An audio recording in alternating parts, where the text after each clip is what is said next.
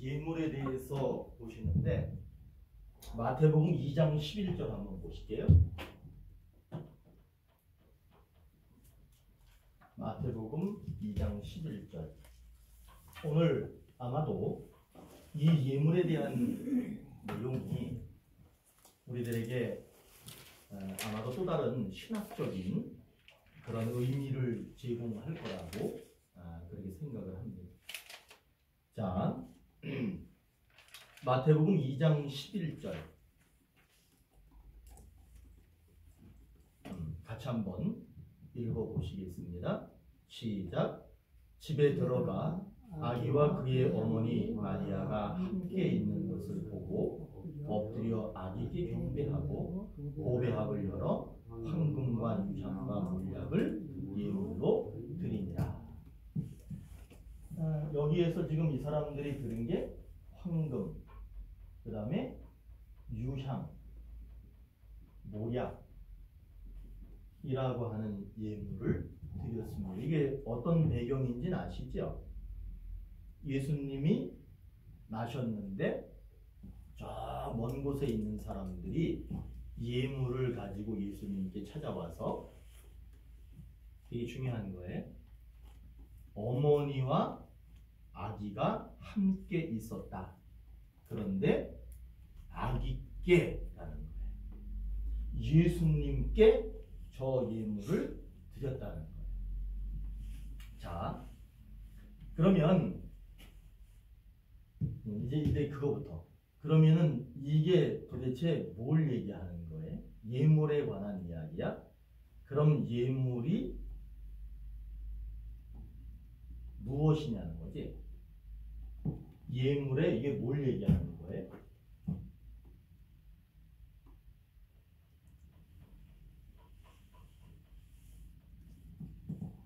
예물의 종류 또는 내용을 얘기하는 거예요. 그러면 한번 제가 이 내용을 한번 좀 설명해 드릴게요. 예물은 드리는 사람의 입장이 있어요. 그리고 예물을 받는 분의 입장이 있습니다. 그렇다면 예물을 드릴 때 지금 이분들이 오셔서 예수님한테 황금과 유향과 몰약을 드렸습니다. 자, 그럼 제가 여기서 같이 우리가 한번 얘기해 볼 게 뭐냐면, 이 예물을 보셨을 때 동방으로부터 온 그분들이 자기들의 입장에서 드린 예물일까? 아니면 그 예물을 받으시는 분의 입장에 따라서 예물을 지금 드린 것이냐라는 거예요. 예물이라고 하는 것이 있는데, 이거를 내가 내 입장에서 이거 드려야지, 내 처지와 내 형편이 이 정도니까 내가 이거를 드려야지 라고 하는 예물이 있고요. 내 처지와 형편보다는 지금 그 예물을 받으셔야 하는 그분의 입장을 보고 드리는 예물이냐라고 하는 거예요. 두 번째 거죠. 지금 이 예물은 내가 드리고 싶은 거, 내가 이 정도니까, 이 정도 가지고 있으니까 그 정도 드렸다, 이런 게 아니에요. 그 예물을 필요로 하시는 그분의 입장에 맞추어서 예물을 드렸다는 거예요.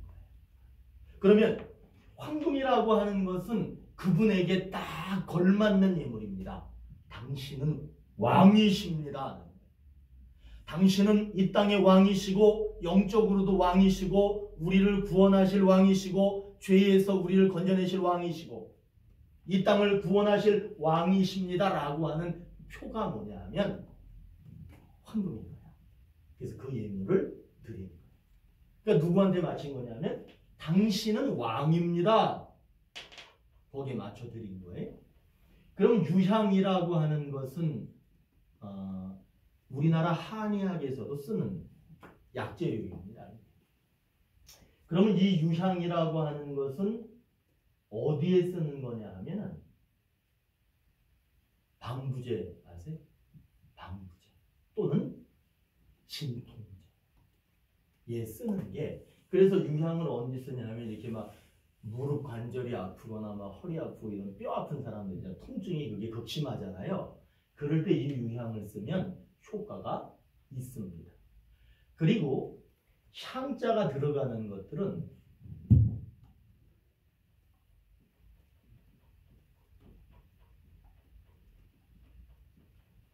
여기 위야 밥통을 건강하게 하는 거예요. 이런 약들은, 그 다음에 이 통경이라고 하는 것은 생리불순 알아요? 네, 또 내가 또 죄송해요. 또 엉뚱한 얘기를 하는 것 같아요. 근데 좀 듣고 그냥 가요.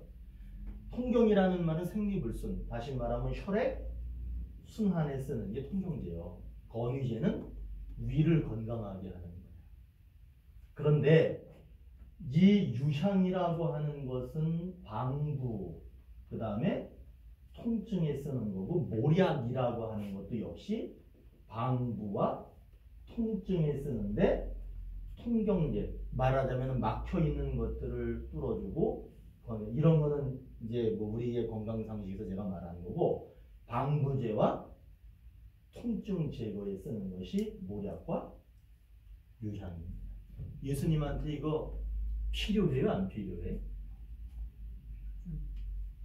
예수님 지금 응애 하고 지금 막 났잖아. 근데 얘가 지금 머리가 아파, 허리가 아파, 배가 아파, 무릎가. 근데 이 사람들이 지금요 무엇을 보고 있느냐 하면 이분이 나중에 뭐 할 거야? 고통당하시고 시체가 돼서 방부제가 필요하고, 그게 필요한 거야. 그리고 이분이 죽고 부활하시니까 뭐가 됐어? 만왕의 왕이 되시고. 그러니까 지금 이 예물은요, 어떤 의미, 예물이라는 건 어떤 의미가 있는 거냐 하면, 드리는 사람의 입장에서 예물을 드리는 것도 중요하죠. 그러나 더 중요한 것은 받는 분의 입장에서 예물을 드리는 것이 예물입니다. 진짜 더 좋은 예물인 거죠. 그렇다면 우리가 교회에서 예물을 드립니다. 그럴 때 우리는 두 가지 입장에서 예물을 드릴 수 있습니다. 첫 번째 입장은 내가 10,000원밖에 없으니까, 내가 50,000원밖에 없으니까 라고 하는 개념에서 예물을 드릴 수 있습니다. 그러나 또 다른 의미는, 또 다른 예물은 어떤 것이 있느냐면, 우리 교회가 필요로 하는 것이 무엇이지? 하나님의 나라, 하나님의 공동체를 세워가는데 필요한 것이 무엇이지? 그것을 생각하고 드리는 예물이 하나님이 더 기뻐하시는 예물입니다. 머리 많이 굴리면 하나님이 별로 안 기뻐하십니다. 머리 많이 굴릴 것도 없어. 우리 교회를 보면 우리 교회에 당장 필요하고 당장 써야 되는 거고, 그런 것이 무엇이냐를 보는 거예요. 그게 뭐냐면 받는 분의 입장에서 드리는 예물이 되는 거죠. 진짜 값진 예물은 내 처지와 형편을 넘어서서 그분이 원하시고 하나님의 공동체가 어떻게 하면 잘 세워질 수 있을까라고 하는 입장에 드리는 예물이 하나님이 원하시는 예물이다. 그러니까 예물의 종류는 뭐예요? 오늘 보니까 황금과 유향과 모략이지만 그 안에 담겨져 있는 의미가 뭐냐? 내가 내 형편과 처지에 맞춰서 내가 드리고 싶은 만큼 드리는 것이 아니에요. 그분의 입장을 생각하면서 그분이 정말 필요로 하는 것이 무엇이냐, 그것을 드리는 것이 예물입니다. 그러니까 이제 예물 할 때는 황금과 유향과 모략이라고 하는 예물의 종류가 있지만, 이 종류에 감추어져 있는 의미는 내 처지가 아니라 받는 분 처지에 맞춰서 드리는 것이 예물이다. 제 말이 아니고 오늘 마태복음 2장 11절에 동방박사들이 예수님께 드리는 예물을 보니까 그런 의미가 있더라는 거예요. 마태복음 5장 24절 한번 보실까요? 마태복음 5장 24절 한번 읽어볼게요. 같이 5장 24절 시작. 예물을 제단 앞에 두고 먼저 가서 형제와 화목하고 그 후에 와서 예물을 드리라.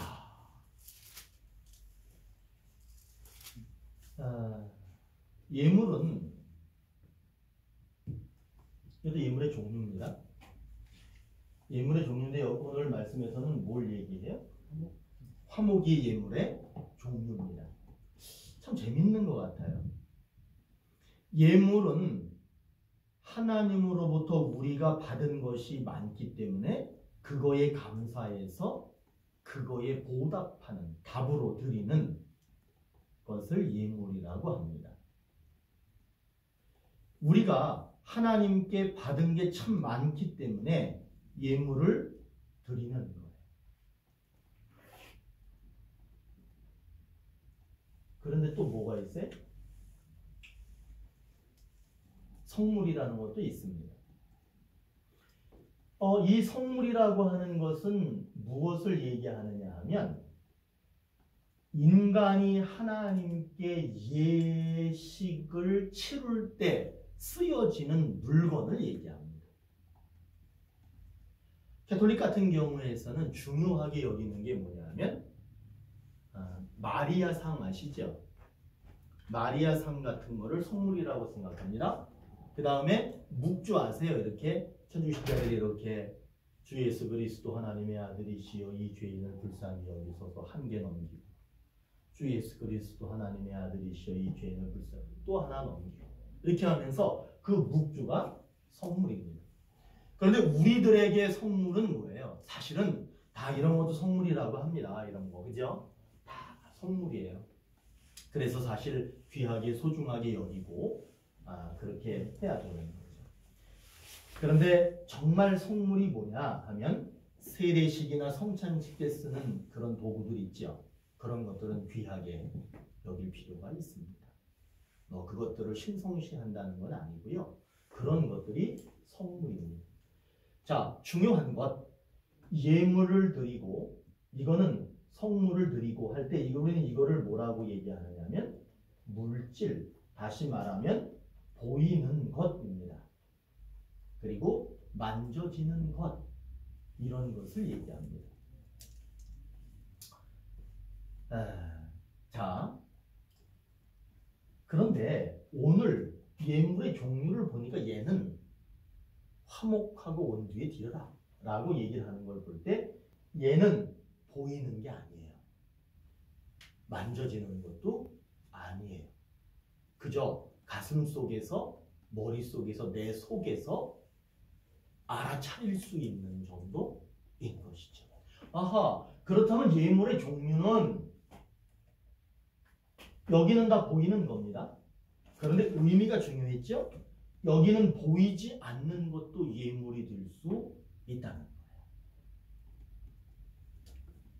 그렇기 때문에 물질적인 것이 예물이면서 비물질적인 것도 역시 예물이 될 수 있다. 오늘 말씀은 사실 뭐라고 얘기하느냐 하면 예물을 드리려다가 싸운 일이 있어. 그러면 먼저 뭘 드리래? 먼저 형제와 화목하고 나서 그 뒤에 와서 예물을 드리라. 아하, 그러면 이렇게 되는 거예요. 비물질적인 것을 먼저 드리고 그리고 나서 물질적인 것을 드리라. 이렇게 되는 거예요. 그래서 제가 이렇게 표현했습니다. 이렇게 표현할게요.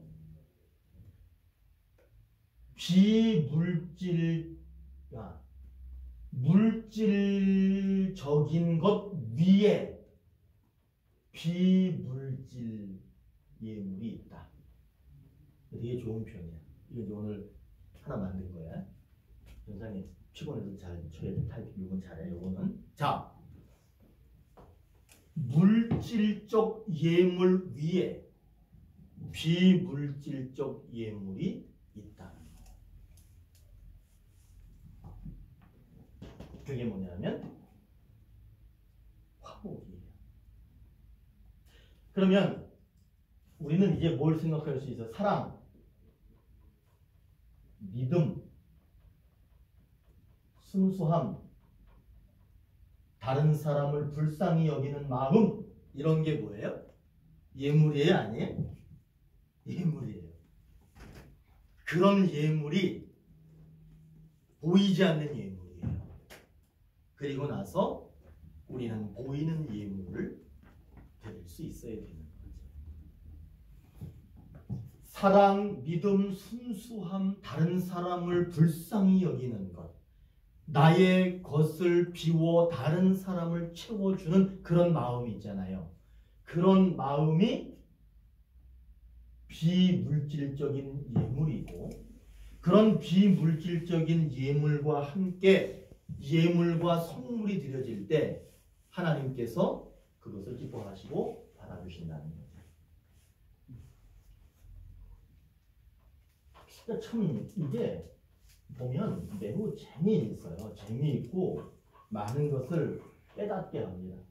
그렇기 때문에 우리들이 그리스도인답게 살아라, 그리스도 믿는 사람처럼 살아라 라고 할 때 당신 마음에 어떤 예물이 있습니까? 당신 호주머니에 어떤 예물이 있습니까도 중요해요.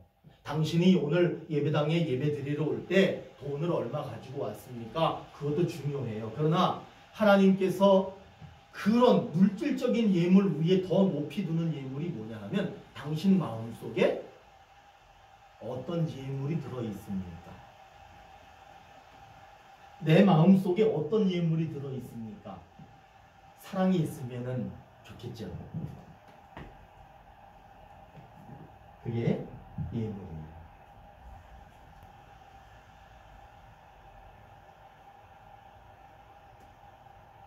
그러면 이제 저한테 아이 목사님은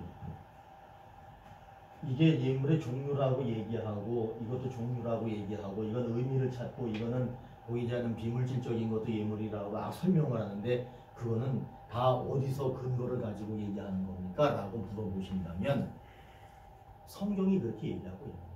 지금 말씀이 그렇게 얘기하고 있는 거예요.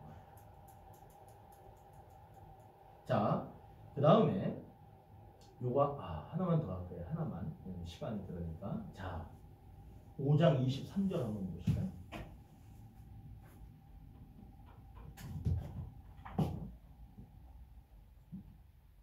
5장 23절 한번 읽어볼게요. 시작. 그러므로 애물을 제단에 드리려다가 거기서 내 형제에게 원망 들을 만한 일이 있는 것이 생각나거든. 이게 뭐예요? 여기서는 제단이라고 하는 게 나오죠.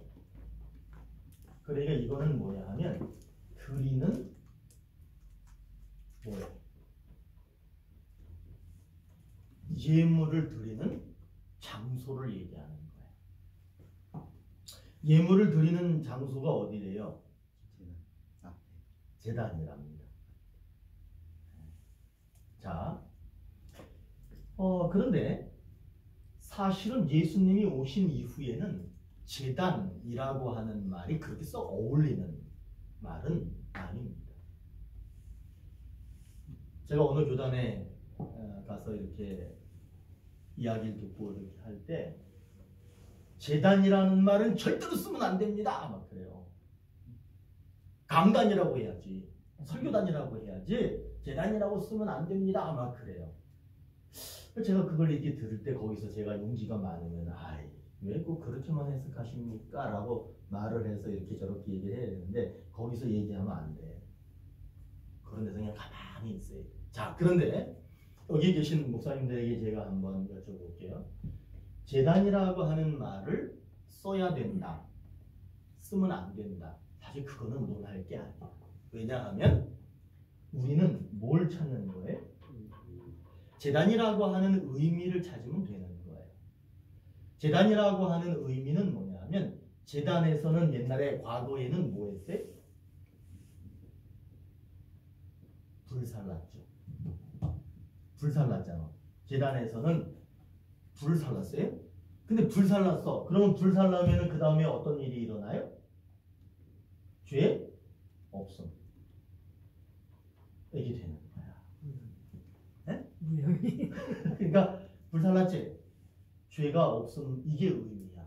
그러면은 지금 예물을 드리는데 어디서 드려야 되느냐? 제단에서 드려라 라고 한다라고 하면 아하, 예물이라고 하는 것을 드리는 그 장소에서는 뭐 어떤 일이 일어나는 거예요? 죄를 태우는 거예요. 그렇지. 죄를 없애는 거.